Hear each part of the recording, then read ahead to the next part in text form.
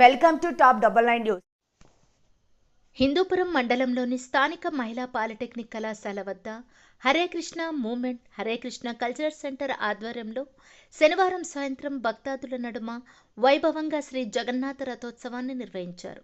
పట్టణంలో నూతనంగా జగన్నాథ స్వామి ఆలయాన్ని నిర్మించాలన్న సంకల్పంతో బెంగళూరులోని ఇస్కాన్ టెంపుల్ నుండి స్వామివారి విగ్రహాలను హిందూపురంకు తీసుకువచ్చి 32 అడుగుల రథంలో జగన్నాథ ఉత్సవ విగ్రహాలను ఏర్పాటు చేసి